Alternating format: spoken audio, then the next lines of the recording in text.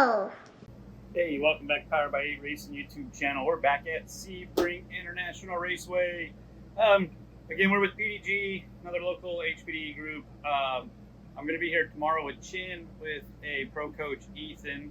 And today I'm just going to get some laps in just to get the rust knocked off from last weekend.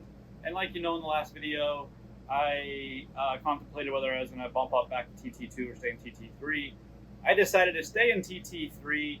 And the reason for that is because if I don't know how to drive the car in TT3, that means I have a skill that's lacking, and then I want to get better at it. So with my competitive spirit and my thrive to be the best that I can be,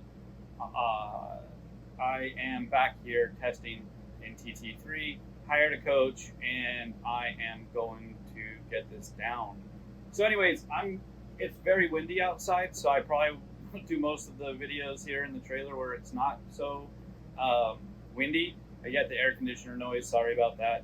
But I will try to keep you up to date with what's going on. I'm going to have 2 or 3 sessions today. And again, today is just to fill out the car and take into account some of the things that I learned from last weekend. So with that said, I will see you on the track.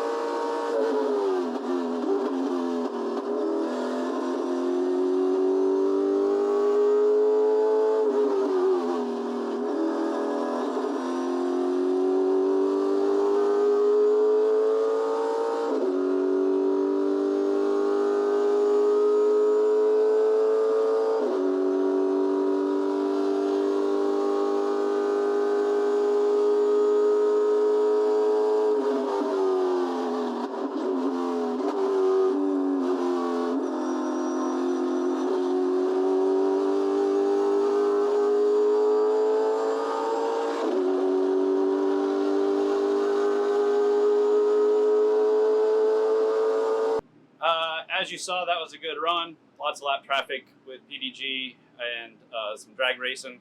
300 horsepower. Can't get around a Porsche. I think that was a GT3 RS, some of them. But anyways, we caught those guys. I'm going to talk to you from the trailer because it's windy outside, and I don't know if you'll be able to hear me. But yeah, I don't know. Let's get in some hot oil. I haven't seen that warning yet, so we'll see what's going on there. It is humid out today. Hopefully that doesn't mean that tomorrow is going to be worse. But anyways, that's where we are now. All right, so I said that you were going to see me back at the track.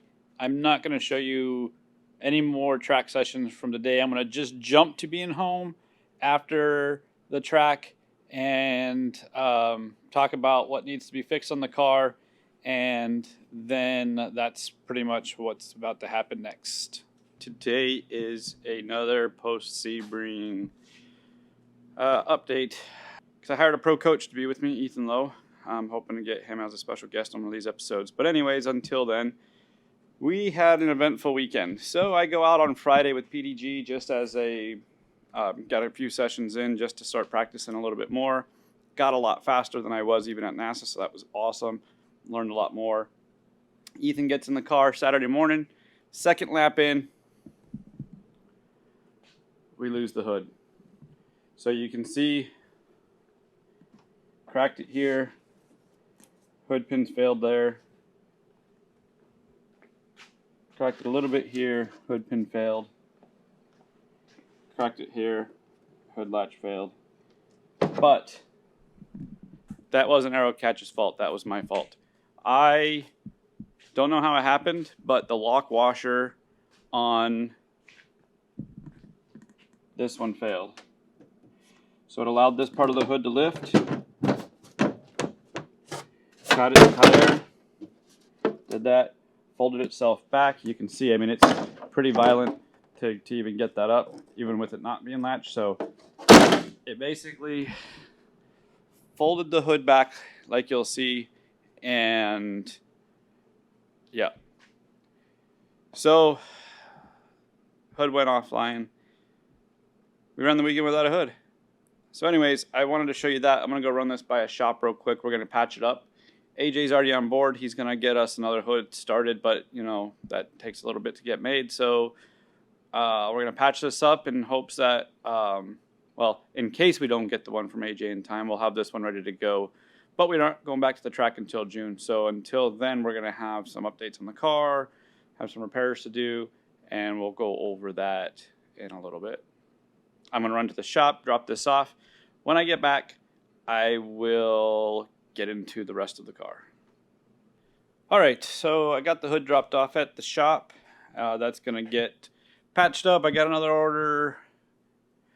I got another hood on order from AJ. That should be being made, but that's going to be delayed for a little while. These are where the latches failed. You can see like they broke basically the shoulder off of all of them. That's what should have been there, and it broke that off. I've already been in contact with Aerolatch. I believe these to be real. I don't believe these to be knockoff ones. And, but, you know, the failure wasn't caused by them. You know, I'm not blaming it on Aerolatch. And we've got, you know, tons of laps on it with that being there. But that one failing, you know, I don't know how much pressure that is, but that's a lot of force that those would have had to have held. So yeah, don't think that I'm blaming it on them. I'll put new ones back on the car. I'm not going to not use them. But just in case they were knockoffs, I went ahead and made Aerolatch Catch aware of it just to make sure that I did get them from an authorized dealer. And if not, then they can get them taken away from being sold on Amazon under their name. Other than that, car ran great. Couple things we have to address. One is my oil catch can. This oil catch can, I don't like the design of it. I'll take that apart and show you. And then the only other issue I need to address is a new starter. I think the starter's bad. It went out the last Sebring event 2 weeks ago. It didn't start.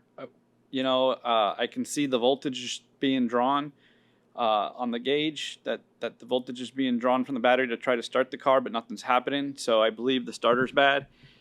So what I'll do is I'll get another starter ordered, put it in, see if it fixes it, and maybe I'll get that one tested. I'll test it myself on the ground. You know, you can just hot wire it, basically, spin it, make sure that it's going to start. But I believe the trigger wire is working. I don't have a hood, so the goal was to get this boxed out, but I can't do that because I don't have a hood now. So what we're going to do is, let me pull that catch can apart. Let me show you it. I'm going to take some measurements, see how much space I have, because I want to get another one ordered, and I'll show you why. All right, so let me get this off.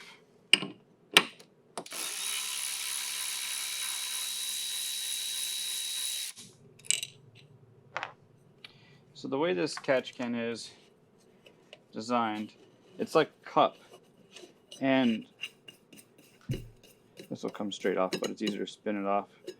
So you see the sponge is in here, which has gotten really hot oil on it, and it's melted the sponge, which is kind of odd. Anyways, this comes off as a piece, and then there's a cup inside there that sits in here, and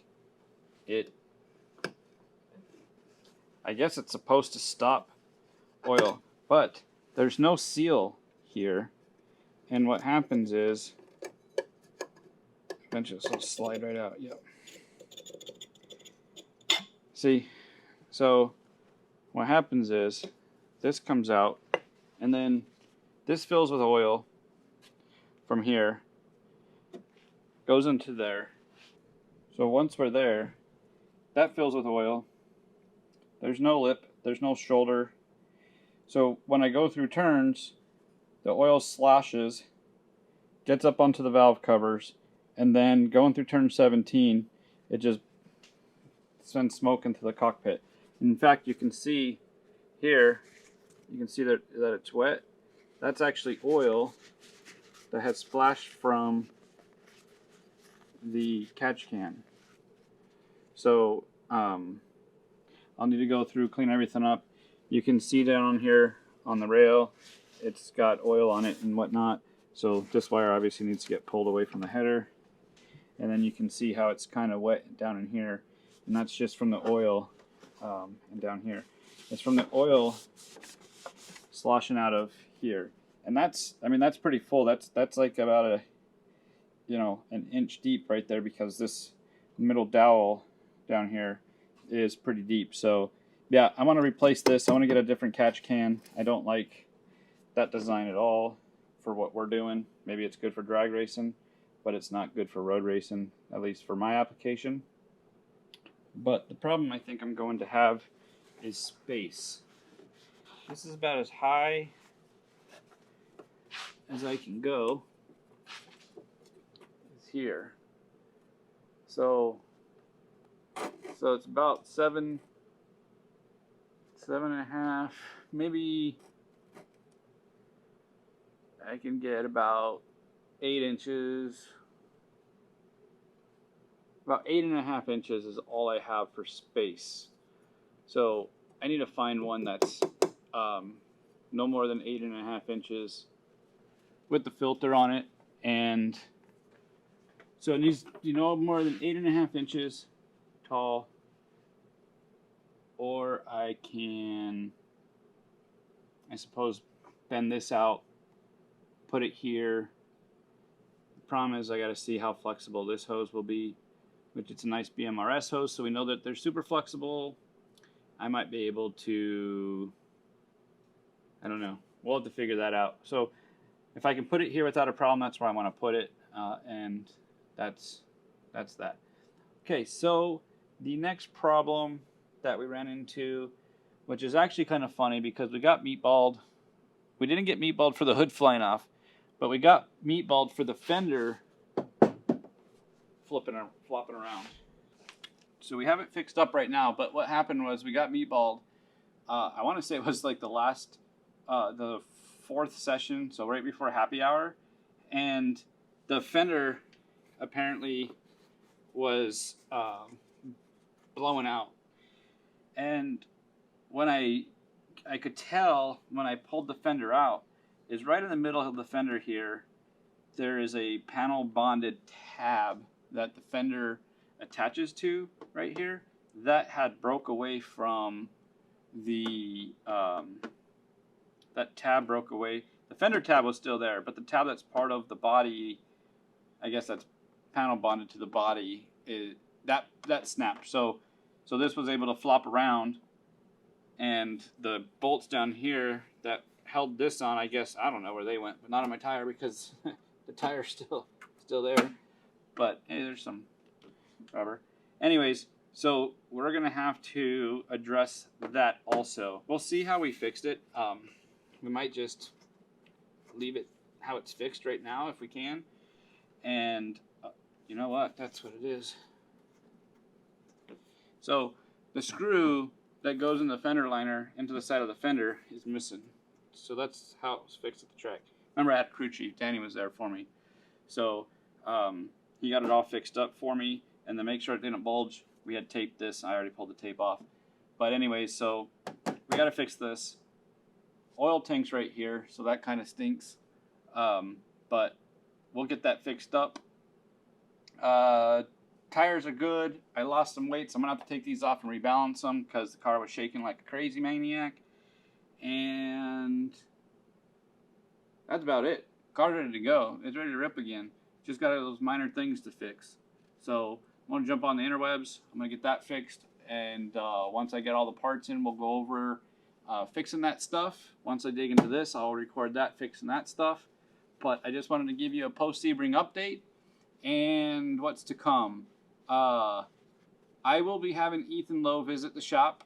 He just so happens to be local. Ethan Lowe is going to visit the shop. We're going to go over our coaching sessions together and show you some of the data and talk about my experience with him, and he's going to talk about his experience with me and what you can get out of a pro level coach versus just an instructor, your buddy trying to help you out at the track. So until next time, be sure to like, subscribe, share, all that cool stuff. Give me some thumbs up, give me some comments, and we will see you on the next video.